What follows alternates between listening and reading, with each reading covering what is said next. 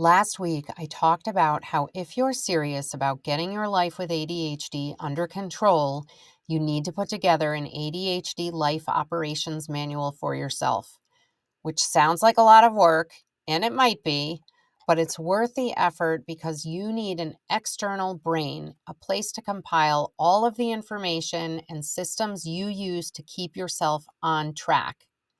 Last week, we covered the steps of developing an operations manual, and this week, I'll talk about how to get started, some categories you might cover, and what information you might include in a category. I used to have a horrible time with my finances. No matter how hard I tried, every month there was one bill or another that was paid late or skipped, or I paid something twice and accidentally overdrew my account. I'm sure some of you can relate. Finally, I came up with a chart that showed everything on one page: who I owed, due dates, how to pay, login information, etc. Then I added a budget and a zipper pocket for important receipts, and before I knew it, I wasn't having a meltdown from frustration due to disorganization every time I had to pay bills. Anyway, I put all the info in a 3-ring binder, and that became the first section of my ADHD Life Operations Manual.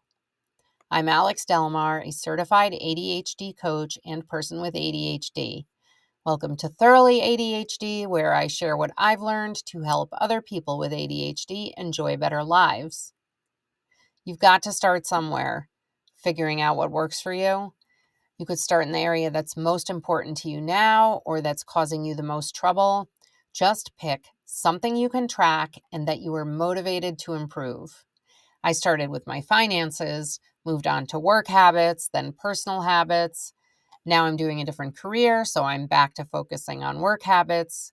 You will fill your operations manual with whatever you need to stay on top of things in your life. I suffer from time blindness. So in my operations manual, I have a section that is just devoted to time awareness. It includes habit trackers where I can mark the days I did or didn't do repeating tasks, an undated calendar page to remind me which week to do things that repeat monthly, such as paying bills or refilling prescriptions, and a year at a glance page to flag which months I should get my car serviced or see the dentist. Some other categories to consider including are household chores, relaxation and hobbies, medical stuff, relationship builders, and the 4 cornerstones of ADHD symptom management: sleep, nutrition, movement, and mindfulness. So you can collect good ideas as you come across them, even if you're not ready to use them yet. I gather resources for current projects and longer-term goals. It's also a place to keep contact info for services and tradespeople, and to record the names of businesses you didn't like and don't want to accidentally patronize again. I can use the pets category to show other specifics that might be included. Whose job is it to feed, play with, bathe, and clean up after each pet? When and how often should a task be done? What's the most efficient way to do it? Where do you keep the associated paraphernalia? Which is the preferred pet food and what stores carry it? Record the brands your pet won't eat. Keep track of important information like the immunization schedule and vet appointments, and include contact info for outside resources like the pet sitter and the locator chip company. You might even keep a list of pet-friendly destinations and a schedule of when to go check them out. The idea is that having everything spelled out means important duties aren't skipped, playtime isn't eternally put off, arguments and nagging are prevented, money isn't wasted, and anyone can step in to cover any of the tasks at a moment's notice.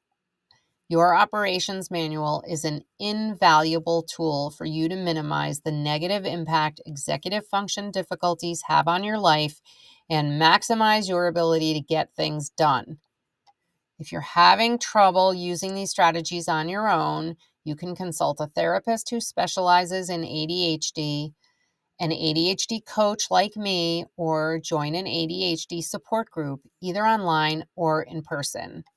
I'm Alex Delmar, and this has been Thoroughly ADHD. I know your time is valuable, so I hope you found this useful and that you'll like, follow, subscribe. Let us know how you're doing in the comments, and come back next Tuesday. Thank you.